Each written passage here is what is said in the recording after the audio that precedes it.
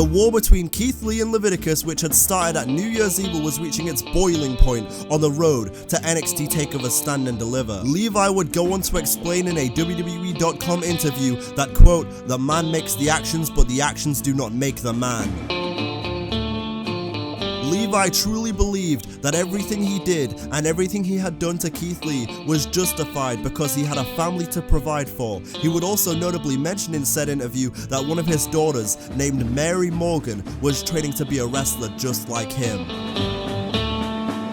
However, Keith Lee begged to disagree, claiming Levi was only using his family as an excuse for his evil intentions, and at least in Levi's mind, Keith Lee crossed a line when on an episode of NXT said, quote, "Let's just hope your daughter don't turn out like her daddy in this business, a pathetic excuse of a man." This, simply put, infuriated Leviticus, and since there is no honor among thieves, he would strike back with an even more despicable act, delivering a high noon to Keith Lee's sister in their family home, breaking her neck in the process. Regal would obviously fine Leviticus a substantial amount, but Levi was NXT's resident bad boy by this point, and he simply could not care less. He paid the fine and moved on with his business.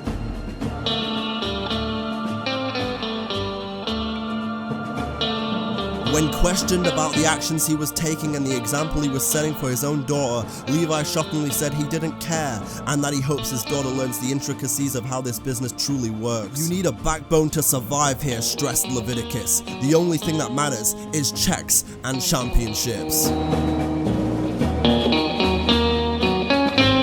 If things weren't serious before, they certainly were now, and after months of brawling, heated exchanges and havoc caused at the hands of two men, Regal could only think of one way to settle this once and for all.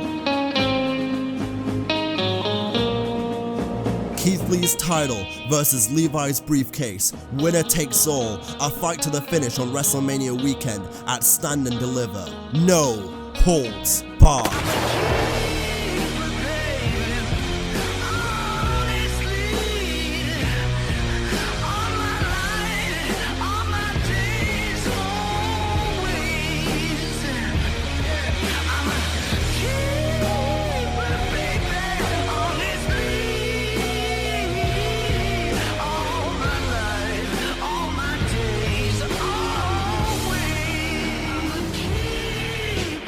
In the end, the shocking emergence of Edge would lead to a brutal high noon through a table, and Leviticus had done it. He had beaten Keith Lee again, and he now held the keys to the proverbial kingdom that was NXT infamy, and he was far from done for the night, because after an even more brutal main event, Levi would strike again and do the unthinkable.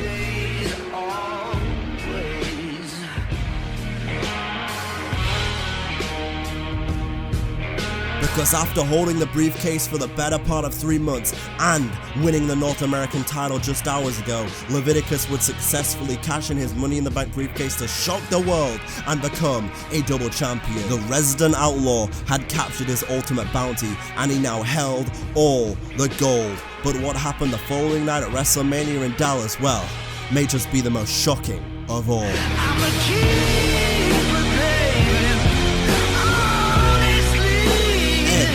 Priest and Leviticus would stand tall at WrestleMania in Dallas, but what would the future hold with these three at the helm? Well, 6 days later on the following episode of SmackDown, we got answers, which would develop into a scene no one thought we would ever see.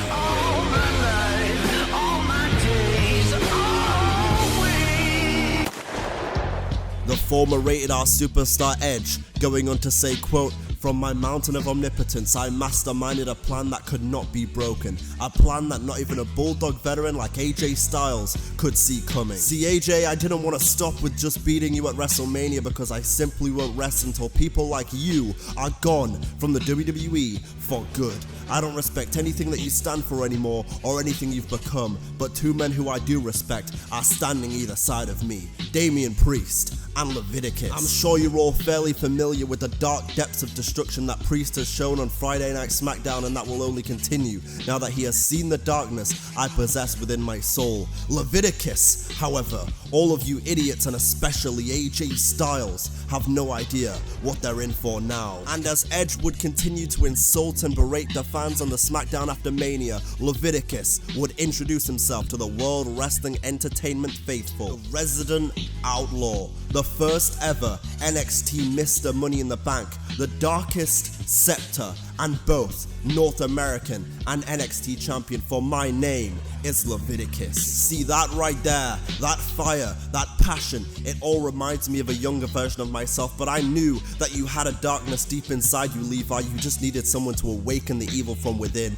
and by God, did you do that just this weekend. I mean, you want to talk about career weekends, cashing in Money in the Bank and beating Keith Lee to become a double champion? You're different, Levi. In just a few short months of being in the WWE, you proved that. And while I was down there in NXT many weeks ago, I saw glimpses of everything you could become as a part of this vision I was creating. But as is the case with everything in life, it comes at a cost. It comes with a sacrifice. Sacrifice for the greater good. And once the sacrifice has been made, Levi, you'll get everything you've ever dreamed of and wanted from a thing like this. But first, you're gonna have to sacrifice one of your championships to the cult. And in a scene no one ever would have drawn up a week prior for NXT's resident outlaw, Leviticus got down in a phenom-like pose in front of Edge and made the following declaration. As an outlaw, I understand the sacrifice you need to make to gain a bounty like this, and the bigger the sacrifice, the bigger the future bounty. I struck a deal with the devil for a very specific reason, and that will become clearer as time goes on. But for now, I sacrifice my first bounty. I sacrifice the North American Championship to you, Edge. You may rise, my scepter, screamed Edge, for now I can officially welcome you to the Cult of Leviticus. But Levi, you're not the only one who is going to make a sacrifice here tonight, proclaimed Edge, because Damian, even though you possess no championship gold at the moment, there are other ways you can make a sacrifice. Anything for you, Edge.